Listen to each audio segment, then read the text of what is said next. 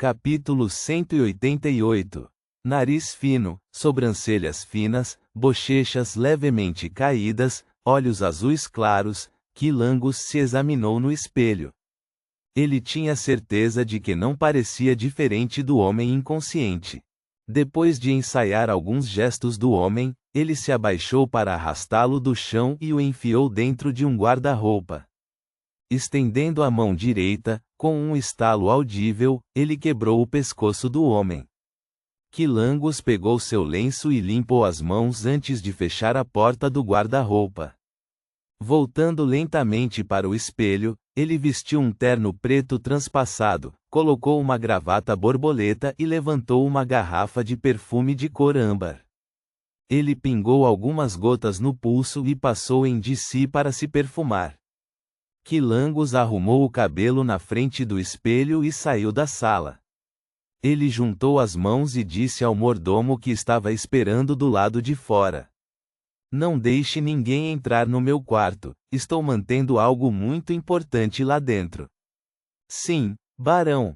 O mordomo careca pressionou a mão contra o peito e se curvou. "Sua carruagem e seu criado pessoal estão esperando no andar de baixo. O cartão de convite do Duque Nigan também está lá." Mantendo os hábitos do barão, Quilangus assentiu e caminhou em direção às escadas de maneira arrogante sob a companhia de seu mordomo. Um barão cheio de dívidas a ponto de não querer contratar um segurança normal, na verdade manteve a contratação de um mordomo, servo pessoal, 2 atendentes, 2 servas de primeira classe, 4 servas de segunda classe, 2 trabalhadoras de lavanderia, uma motorista de carruagem, um mestre de estábulo, um jardineiro, um chefe e um sous-chefe. Para esses nobres tolos, dignidade é realmente tudo. Eu até tive que perder um pouco do meu tempo para aprender as pronúncias estranhas e as chamadas gírias nobres, pensou Quilangus consigo mesmo com desdém. Backlund, Burgo Sherwood. Em um certo apartamento pequeno. Childeresha sentou-se de pernas cruzadas em uma cama e olhou para Force Wall, que estava lendo um romance com a luz da janela. Que decepção! Quilangus não deixou pistas para trás. Ainda não descobrimos o que ele está tentando fazer em Backlund. Elas agiram de acordo com seu plano inicial e fizeram um boletim de ocorrência. Em seguida, secretamente enviaram uma carta para a delegacia local e descreveram em detalhes a estranha situação na cena do crime. Elas também mencionaram que o suspeito poderia ser Quilangus. A delegacia respondeu como haviam previsto. Os policiais foram muito cuidadosos e transferiram o caso diretamente para os punidores a mandato. Depois de um dia, as notícias de que o contra-almirante Furacão havia se infiltrado em Backlund foram amplamente divulgadas entre todas as equipes de execução. Shield e Force também deixaram o local que originalmente alugaram e se esconderam para investigar em segredo. Elas não queriam ser levadas de volta à delegacia para ajudar na investigação oficial. Todos os punidores a mandato, falcões noturnos e consciência coletiva das máquinas eram hostis a Beyonders não oficiais. As igrejas os viam como criminosos em potencial. Portanto, Shield e Force não apenas estavam evitando a possibilidade da perseguição de Quilangus, como também estavam se escondendo das autoridades de execução. Se pudéssemos descobrir seu objetivo com tanta facilidade, Quilangus já estaria enterrado em um cemitério há muito tempo, e a lápide estaria coberta de ervas daninhas, respondeu Force casualmente. Precisamos esperar pacientemente. Enquanto as autoridades continuarem a ter tanto interesse nele, Quilangus definitivamente cometerá algum erro.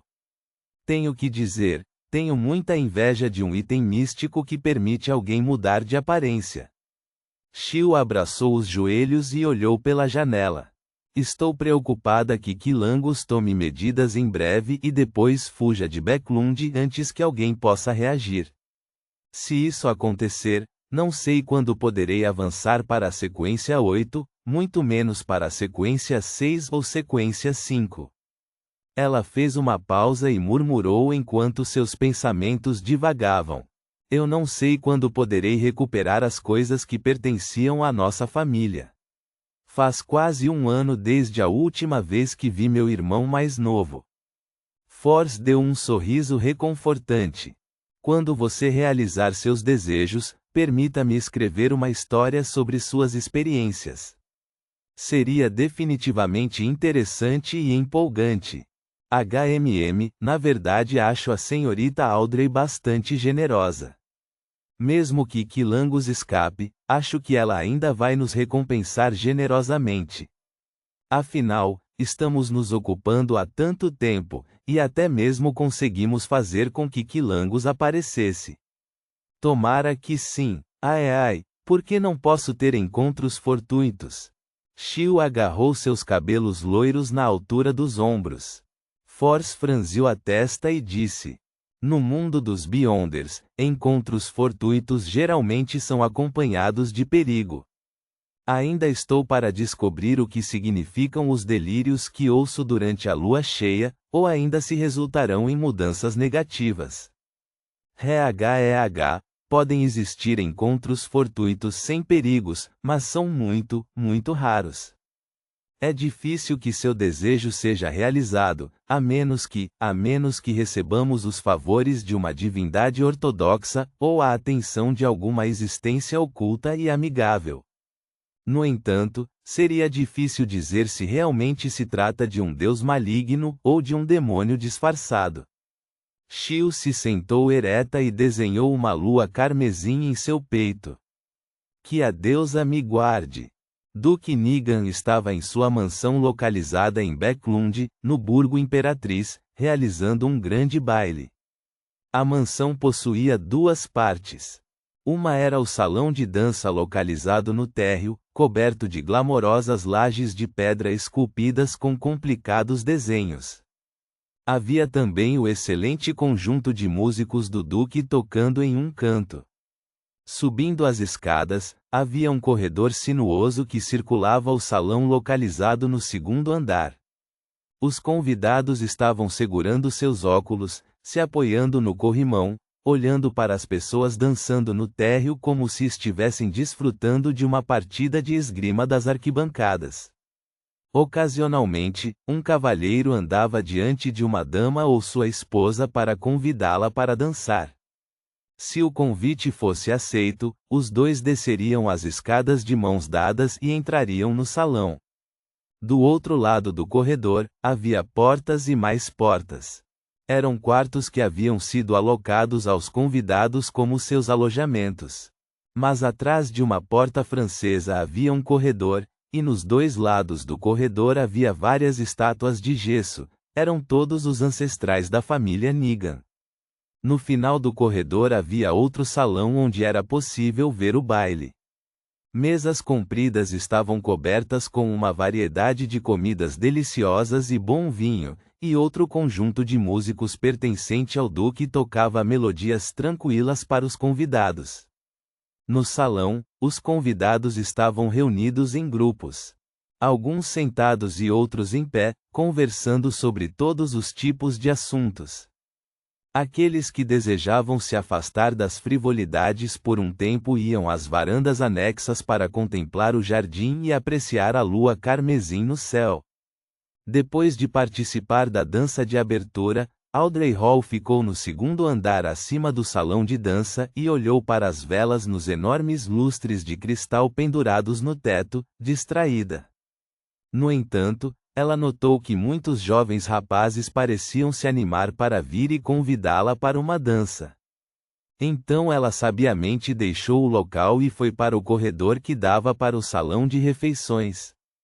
Que chato, mas minha presença é necessária.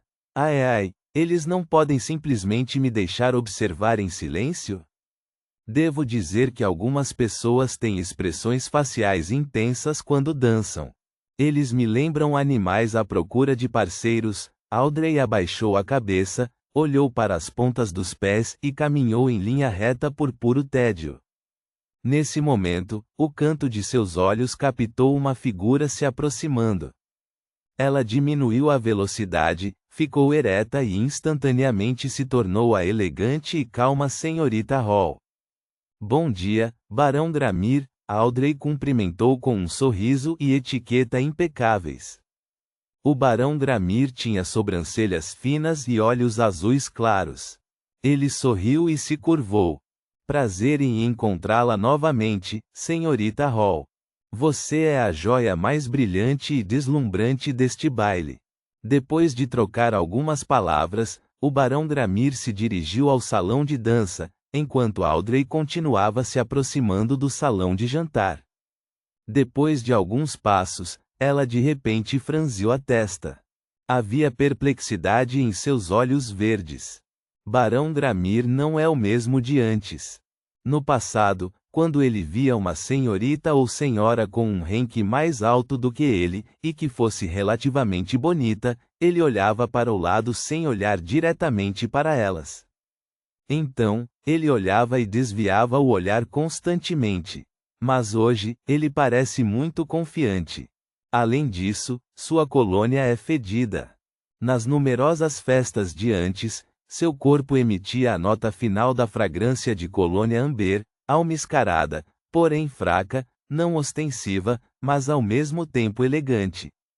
Em outras palavras, ele borrifava a colônia algumas horas antes para deixar as notas da frente e do meio se dispersarem antes do encontro. Mas agora, sua colônia era amber na nota média, rica e refinada. Audrey diminuiu os passos. Como uma espectadora que havia digerido completamente sua poção, sua sensibilidade para com os detalhes não era algo com o qual outros Beyonders pudessem se comparar. De repente, ela pensou em uma possibilidade. Seus olhos verdes e cristalinos congelaram. Não poderia ser Quilangus disfarçado, certo? A fome furtiva tem o poder de mudar a aparência de uma pessoa. Reticências. Quanto mais Audrey pensava sobre isso, mais possível parecia. Ela se sentiu tensa ao ficar nervosa e entrar em pânico. Se ele realmente era o contra-almirante Furacão, o que ele está tentando fazer? É uma pena que eu não possa trazer Suzy ao baile, caso contrário, poderia pedir que ela observasse o Barão Gramir. De jeito nenhum, eu tenho que avisar papai. Entre seus pensamentos frenéticos, Audrey acelerou o passo e entrou no salão de jantar, encontrando o Conde Hall que conversava com o secretário-chefe do gabinete e outros cavalheiros. Ela deu um sorriso impecável e se aproximou. Segurando o Conde Hall pelo braço, ela disse aos outros: Cavalheiros, vocês se importam se eu pegar o Conde Hall emprestado por alguns minutos? Bonita senhorita, o direito é todo seu, disseram os poucos cavalheiros em uma resposta amigável. Audrey segurou o Conde Hall pelo braço e foi para a varanda mais próxima. Eles encontraram um canto calmo e vazio, e ela disse ao pai de meia-idade que estava ficando gordinho: Papai, eu tenho algo a lhe dizer. O Conde Hall estava sorrindo afetuosamente para sua filha, mas ficou sério quando viu sua expressão facial severa. Qual é o problema? Encontrei o Barão Gramir mais cedo, mas há coisas nele diferentes do normal. Por exemplo, sua colônia estava na nota média da fragrância amber.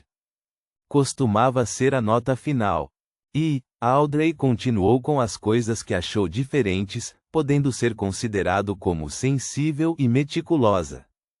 Depois de descrever o que havia notado, ela ponderou suas palavras e acrescentou: Ouvi do Visconde Glan que o contra-almirante Furacão Quilangus tem a capacidade de assumir a aparência de outras pessoas. Ele não esteve recentemente em Becklund? O Conde Hall a ouviu atentamente, e seu rosto ficou anormalmente grave. Mas ele logo abriu um sorriso e confortou sua filha ansiosa. Eu cuidarei disso. Vá procurar sua mãe e fique com ela. Ela está no lounge deste salão. Ok, Audrey assentiu obedientemente. No caminho de volta ao salão, ela se virou e olhou para o seu pai. Ela viu que o Conde Hall estava conversando suavemente com outro nobre, e ele exibia um olhar bastante solene. Audrey não pôde deixar de se sentir nervosa. Ela sentiu que precisava fazer algo para garantir que seu pai, mãe e irmão não se machucassem. Ela inspecionou a área e mudou a direção em que estava indo. Ela saiu do salão de jantar e encontrou a pequena sala de oração do Duque Negan.